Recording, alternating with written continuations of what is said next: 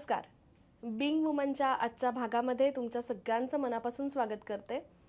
आज आपण एका अशा आपल्या खूप खास मैत्रिणीला भेटणार आहोत, जिनी असं म्हणू शकतो की शून्यातून तिचं एक विश्व निर्माण केलं, स्वतःची एक ओळख निर्माण केली आणि स्वतःचा एक वेगळा ब्रँड तिने एस्टॅब्लिश केला आणि आज ती खूप एक यशस्विता झालेली आहे असं म्हणू शकतो. तिच्या एका छान प्रवासाची आपण आज एक गोष्ट तिच्याकडूनच ऐकणार आहोत. आपण स्वागत करूया रुपाली कडू हिचं. नमस्कार रुपाली. नमस्ते. तुझं एक खास तिच्याविषयी सांगायचं म्हणजे शिक्षिका ते मुख्याध्यापिका असा तिचा एक खूप छान प्रवास झालेला आहे. आणि कशी सुरुवात झाली या सगळ्याची? मी साधारणतः एक 2016 मध्ये एका स्कूलमध्ये प्रायमरी सेक्शनला मॅथ्स शिकवत होते. मग त्या ठिकाणी काम करताना असं जाणवलं की आपल्याकडे भरपूर काही आहे, पण लिमिटेशन येत होते की ॲज अ ओनर आपण ते नाही करू शकत. मग त्यामुळे थोडासा असा विचार केला की हे आपण करू शकतो का, म्हणजे जे आहे एक अष्टपैलू जे आपण म्हणतो ते मला मुलांमध्ये घडवायचं होतं की ते मग स्वतः मग मी काय केलं, 2017 साली एक घरी कल्पना मिस्टरांना आणि सासऱ्यांना ती कल्पना मांडली मी त्यांच्यासमोर. मग त्यांनीही माझ्या कल्पनेला वाव दिला, कारण स्वतःची जागा होती परंतु आम्हाला इन्व्हेस्टमेंटला भांडवल कमी होतं. जे म्हणजे स्टार्टिंग आता कसं म्हणू आपण की बिल्डिंग रेडी नव्हती, म्हणजे काही सुरुवात करायचं म्हटलं तर ते काही ठिकाणी रेडी, पण आम्हाला ते अगदी शून्यातून करायचं होतं.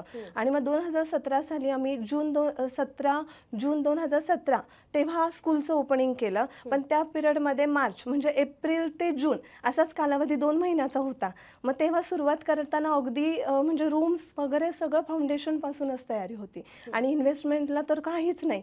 मग काय करायचं तर आहे, पण मग असं शून्यातून की काय करूयात, मग आपण लोन तर नाही करता आलं. मग आपण जे दागिने होते तर दागिने आम्ही हे केले सुरुवातीला. मग यांची पॉलिसी सरेंडर करून ते सुरुवात केली. पण नंतर मग अशी मदत थोडेफार सासऱ्यांचे मित्र वगैरे असे सर्वांनी मदत करून ते 3 रूम आपले झाले. ते पत्र्यामध्येच होते सुरुवातीला. पत्र्यामध्ये होते, पत्र्याचं शेड होतं अगदीच. 2017 ते 18-19 पर्यंत. नंतर 19ला तर लॉकडाऊनच झालं आणि सुरुवातीला 2017ला अगदीच 5च विद्यार्थी होते. मग ते एक 2-3 महिन्यात 15 पर्यंत आली. मग 5 टीचर आणि मुलं कमी, म्हणजे आजूबाजूचे म्हणत होते टीचर जास्त स्टुडंट कमी. म्हणजे ती एक खंत कुठेतरी वाटत राहिली की कुठेतरी डोळ्यातून पाणी यायचं चटकन. असं ऐकल्यानंतर की आपण काय करतोय ते बरोबर आहे ना. परंतु तीच मुलं जी अशी घडली की ते 15चे 45 दुसऱ्या वर्षी कधी झाले कळालंच नाही. म्हणजे दुपटीने तिपटीने मुलं असं वाढतच गेली. परंतु हे ग्रीप पकडत असताना अचानकच लॉकडाऊन झालं 2019ला. आय थिंक लास्टला मार्च एक्झामची आमची लास्ट एक्झाम काही झालीच नाही.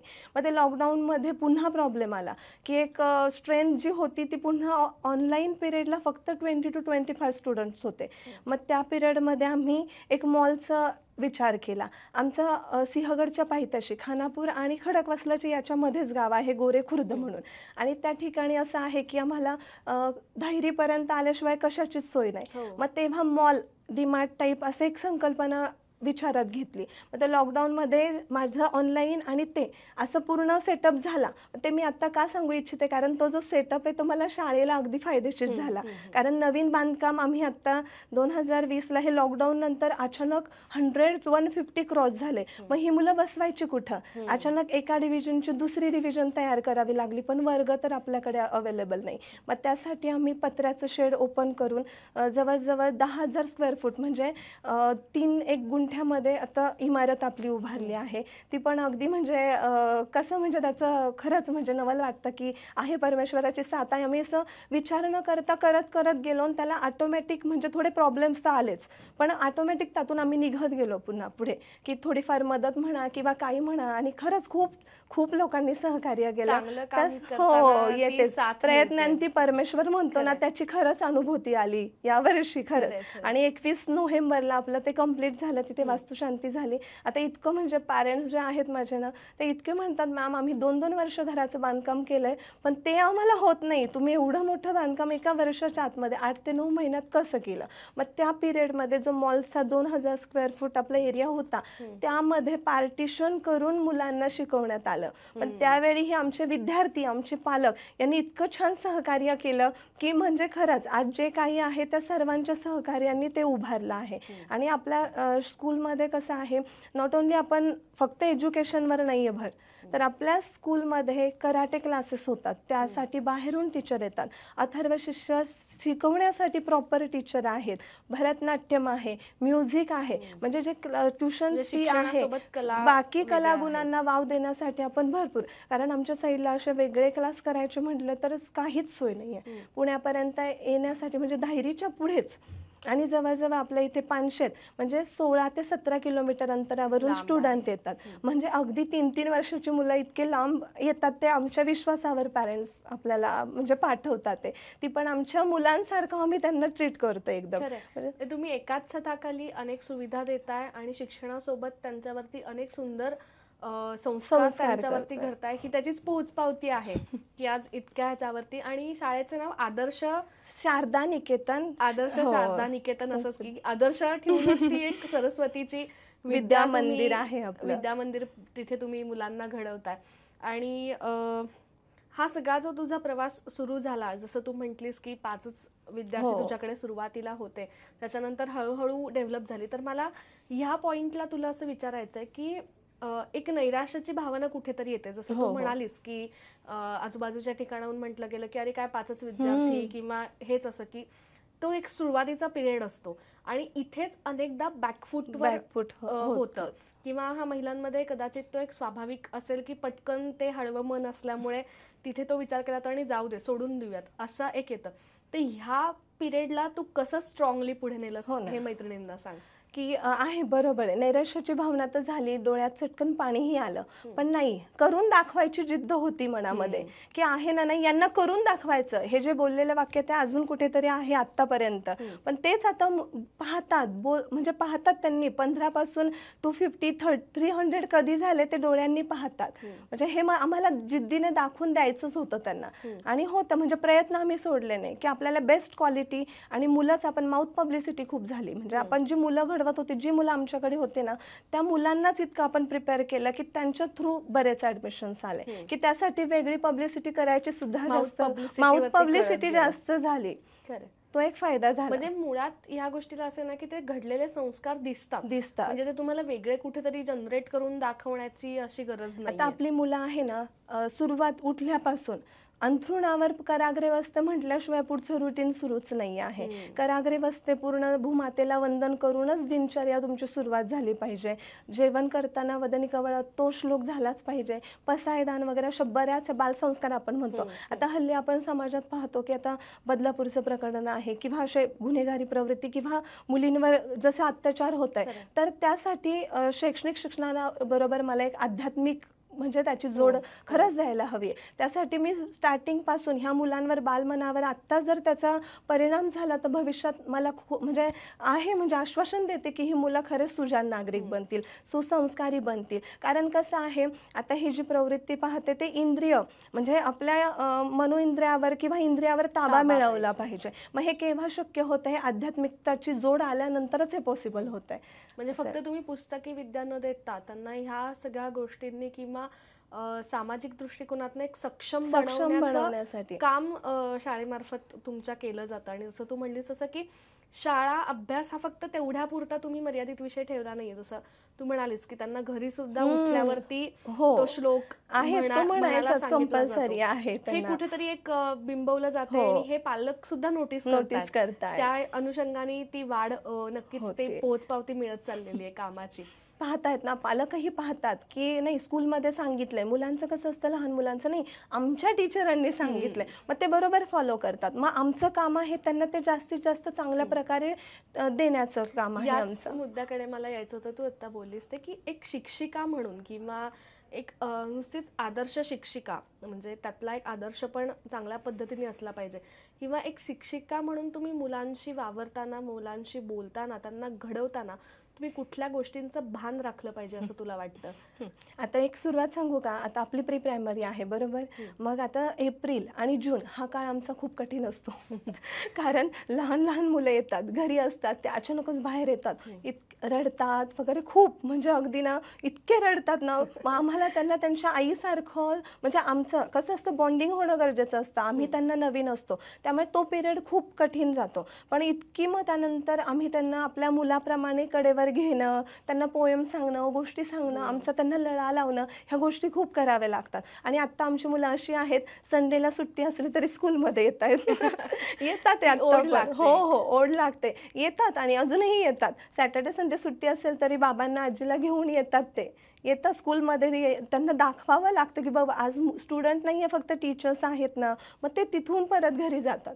इतकी म्हणजे आवड, म्हणजे जो एप्रिल आणि जूनचा पिरियड आहे तो आणि आत्ताचा यात खूप तफावत आहे. खूप खूप रडारड असते सुरुवातीला. मग त्यांना खात नसतील तर आम्हाला आमच्या हाताने त्यांना खाऊ घालावं लागतं.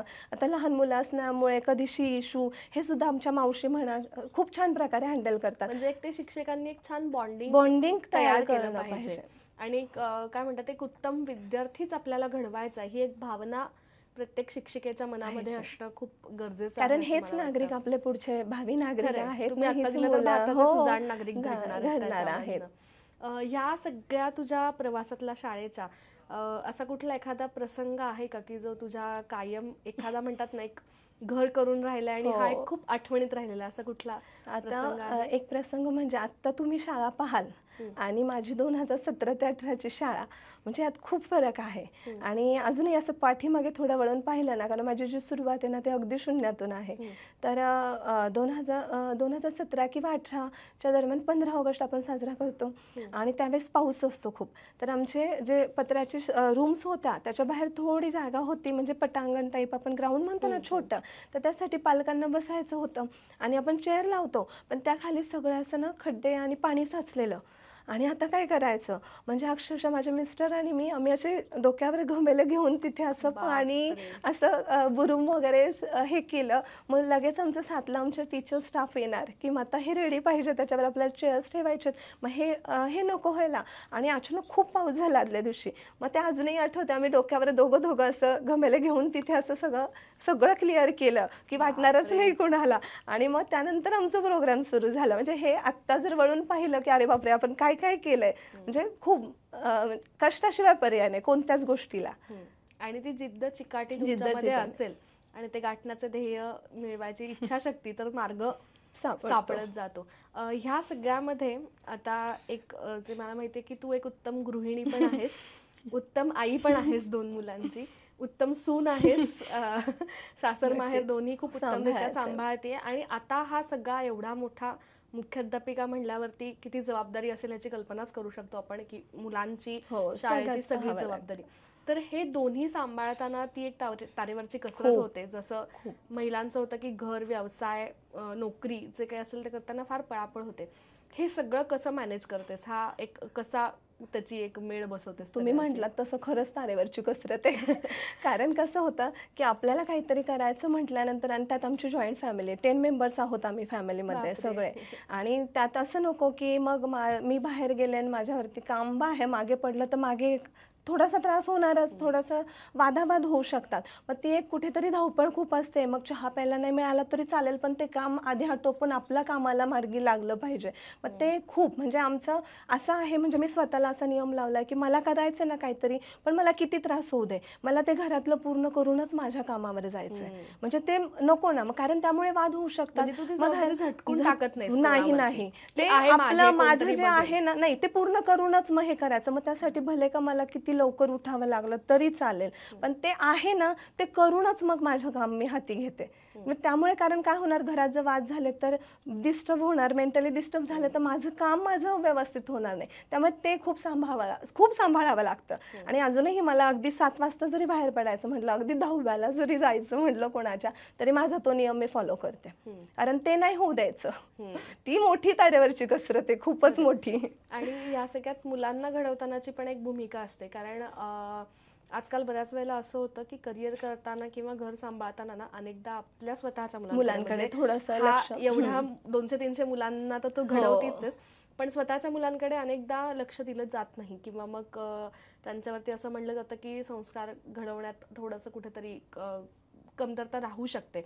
तर हे कसं साध्य करतेस आणि हे कसं साध्य करावं, असं एक काय सांगशील तू सगळ्यांना? कसं आहे, आपण जर आपल्या स्वतःपासून सुरुवात केली तर आपण जग बदलू शकतो किंवा समाज बदलू शकतो.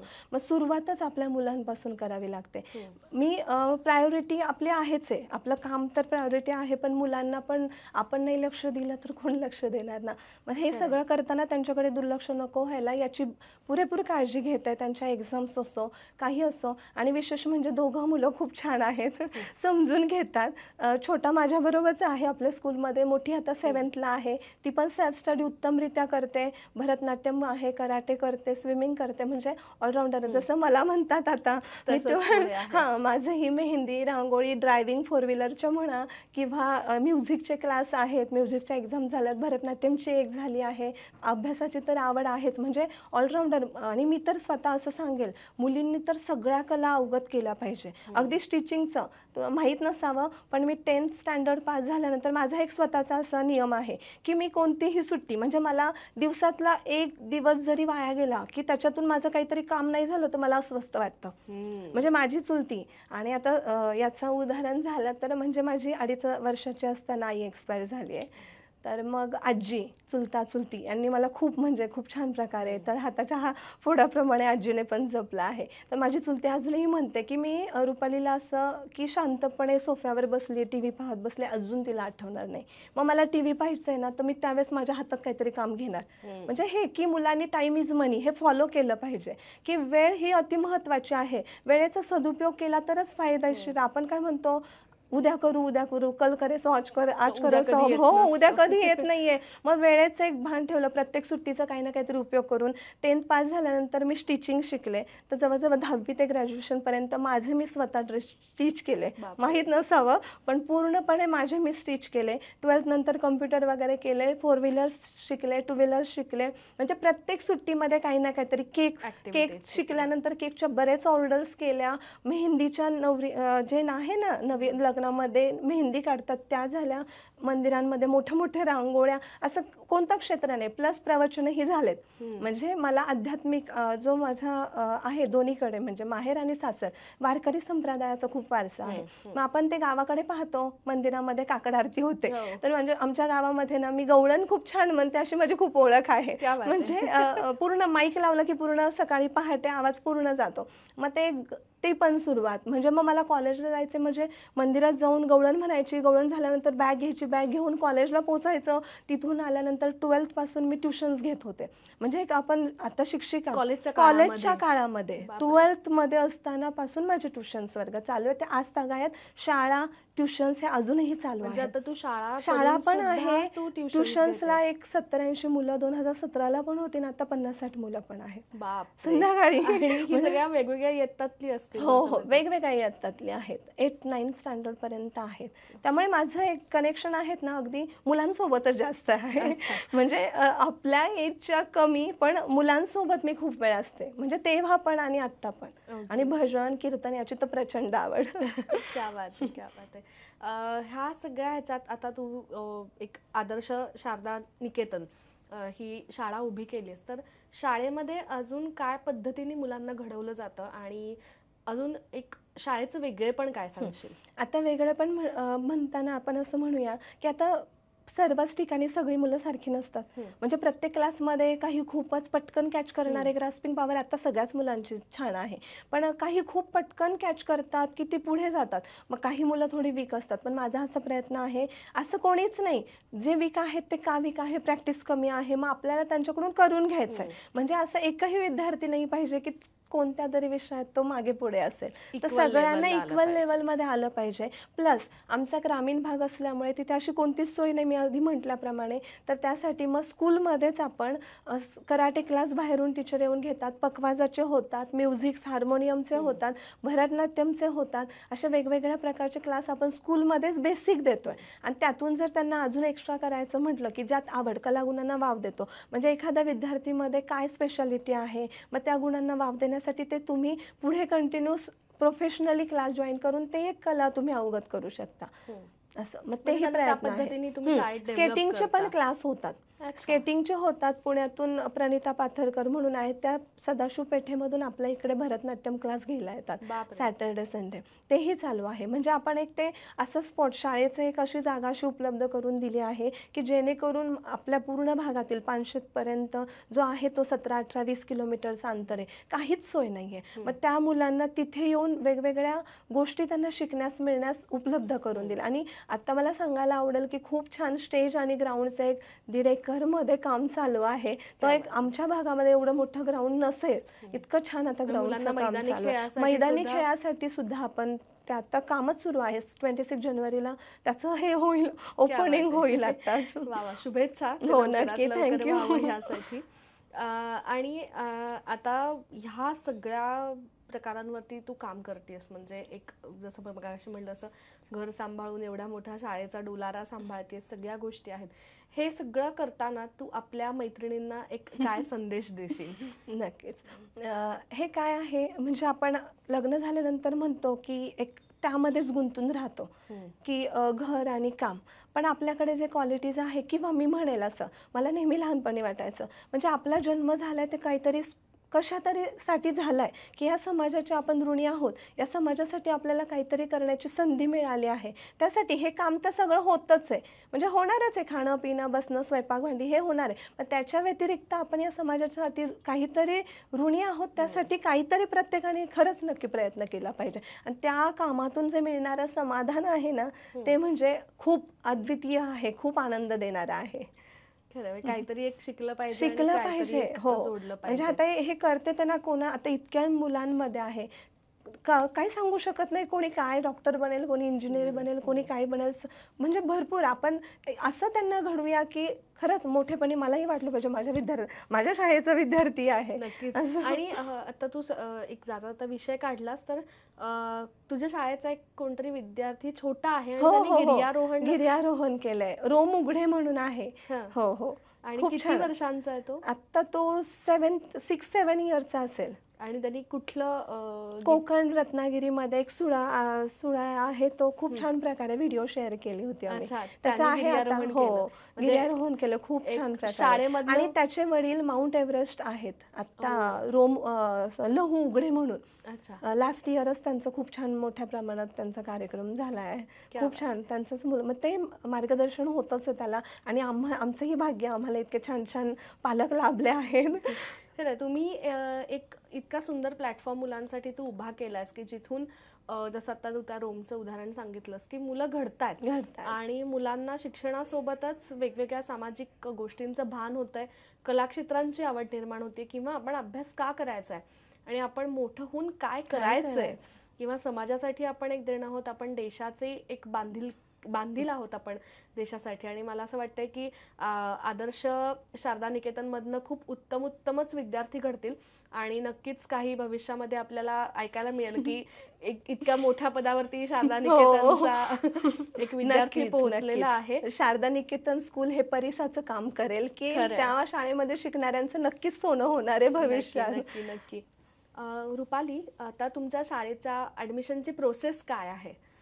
आता आपली स्कूल आहे ती एप्रिलपासून सुरू होईल, नेक्स्ट अकॅडमिक इयर 2025-26.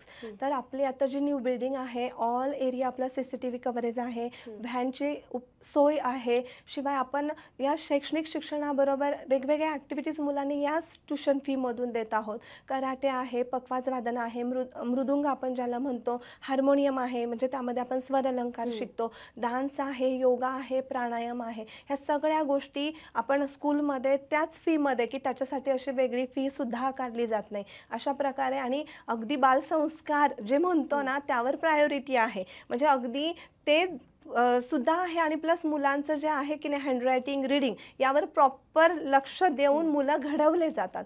तर मला नक्की आवडेल की आत्ता जे आहेत आपले ते फॉर्म भरायला सुरुवात झाली आहे, तर एप्रिलपासून आपल्या नवीन वर्षाची सुरुवात होईल. ओके. आणि काय वयोगट ऍडमिशनचं आहे आणि कितवी पासून ते कितवी पर्यंतचे ऍडमिशन्स ओपन आहेत? आत्ता आपलं प्री प्रायमरी सेक्शन आहे ते 3 इयर्सपासून स्टार्ट आहे, जे नर्सरीला 3 इयर्स आपण घेतो. 3 to 4 नर्सरी आहे, 4 to 5 LKG, 5 to 6 UKG आहे. आणि स्टेप बाय स्टेप आपली नॅचरली ग्रोथ पण होत आहे. आणि माझी अशी खूप इच्छा आहे की परमेश्वराच्या कृपेने तीही पूर्ण व्हावी, की आमच्या भागात CBSE पॅटर्न स्कूल कुठेच नाही आहे. जवळजवळ नरे आंबेगाव, धायरी, नांदेड सोडलं तर आमच्या भागात एकही स्कूल नाही आहे. फक्त DIT आहे की ते फक्त सेंट्रल गव्हर्नमेंट स्टुडंट्सच असतात, त्यांचे पॅरेंट्सचे. तर मग माझी खूप इच्छा आहे की माझ्या हे शाळेचं असंच आता जे आहे प्री प्रायमरी, तर प्रायमरी सेक्शन एक 10वी 12वी पर्यंत ती शाळा अशी छान परमेश्वर कृपेने लवकरच सुरू व्हावी आणि आमच्या भागातील मुलांनाही उत्तम प्रकारचे उत्तम दर्जाचं शिक्षण मिळावं, हीच परमेश्वराकडे प्रार्थना. आणि तुमचा हा प्लॅटफॉर्म मला खूप आवडला, की आम्ही जे कामकाज करतोय त्याची कोणीतरी दखल घेणारा आहे, की आता माझे काहीतरी विचार किंवा त्यातून काहीतरी प्रेरणा मिळेल, की आपण जे आहे आपली क्वालिटीज त्यातूनही काहीतरी केलं पाहिजे. की आहे प्रत्येकीकडे काहीतरी आहे, पण ते करत नाहीयेत. ते केलं पाहिजे, प्रत्येकीने काहीतरी वेळेचा सदुपयोग केला पाहिजे. ही कामं आपणही करतोच, की आपणही बाहेर आहोत, आपणही घर वगैरे सांभाळतोच, स्वयंपाक वगैरे कोणालाच चुकत नाहीये. ते करून प्रत्येक महिलेने जर असं केलं तर नक्कीच आपली इंडिया आहे, आपला भारत आहे, तो म्हणजे आता विकसित आहे, अजून पूर्णपणे विकसित होईल ही आशा आहे. खरंय. आणि तू आता म्हणालीस तसं रुपाली, तुला थँक्यू. कारण आमचा बिंग वुमनचा हाच मोटिव्ह आहे की ज्यांनी शून्यातनं स्वतःचं विश्व निर्माण केलेलं आहे त्यांच्या कामाला एक कुठेतरी त्यांच्या कामाची एक पोहोच पावती आणि एक छोटीशी आपल्या मैत्रिणीला एक शब्बासकीची थाप म्हणूयात आपण, छोटीशी ती मिळावी आणि तिचं कार्य सगळ्यांपर्यंत पोहोचावं, याच उद्देशाने गेली 5-6 वर्ष बिंग वुमन काम करते. आणि तुमच्यासारख्या अशा अनेक मैत्रिणी आमच्या सोबत आहेत, म्हणूनच आम्ही सुद्धा या सगळ्या प्रवासावरती वाटचाल करू शकत आहोत. खूप छान आहे संकल्पना, मला खूप आवडली खरंच. खूप छान वाटलं रुपाली तुझ्याशी गप्पा मारून. आणि तुझा एक खूप छान प्रवास एक मार्गदर्शक प्रत्येकीला ठरणारा आहे, की कुठेही हार न मानता, कुठेही न डगमगता, जरी कितीही संकट आली, जरी कितीही तुम्हाला मध्ये खाचखळगे आले, अनेक जण काही तुम्हाला बोलले, तरी सुद्धा त्या गोष्टींनी अडून न राहता त्या गोष्टीतनं मार्ग काढत पुढे गेलं आणि तुम्हाला इच्छाशक्ती असेल तर तुमचं स्वप्न आणि ध्येय तुम्ही नक्कीच गाठू शकता. हा तुझा एक खूप सुंदर प्रवास आहे आणि खूप तुझी ही सुंदर एक यशोगाथा आहे असं म्हणायला हरकत नाही. आणि खरंच तू एक शिक्षिका ते आदर्श शारदा निकेतन ची मुख्याध्यापिका असा एक खूप सुंदर तुझा प्रवास घडवलास, जो आम्ही स्वतःनी सुद्धा अनुभवलाय आणि बघितलेला आहे. तुझ्या पुढच्या भविष्यासाठी टीम बिंग वुमन तर्फे खूप तुला मनपूर्वक शुभेच्छा आणि अशीच शाळा तुझी मोठी होत राहू दे. Thank you very much. आज एक खूप छान यशस्वीतेची आपण यशोगाथा ऐकली, की ज्याच्यामधनं खूप काही गोष्टी आपल्याला शिकायला मिळालेल्या. तिने आदर्श शारदा निकेतन म्हणून डोंडजेमध्ये एक विद्यार्थ्यांसाठी खूप सुंदर एक खरंच एक म्हणूया शारदीय विद्यालय, की जिथे शारदेची एक खूप छान विद्या संपादन केली जाते आणि मुलांना दिली जाते, अशी शाळा उभी केलेली आहे. तिच्या शाळेचे सगळे डिटेल्स आणि कॉन्टॅक्ट नंबर आपण खाली डिस्क्रिप्शनमध्ये दिलेले आहेत, तुम्ही कॉन्टॅक्ट करू शकता तिच्याशी. आणि असेच खूप छान छान विषय घेऊन आपण परत भेटत राहूयात. तोपर्यंत सगळ्यांना बाय.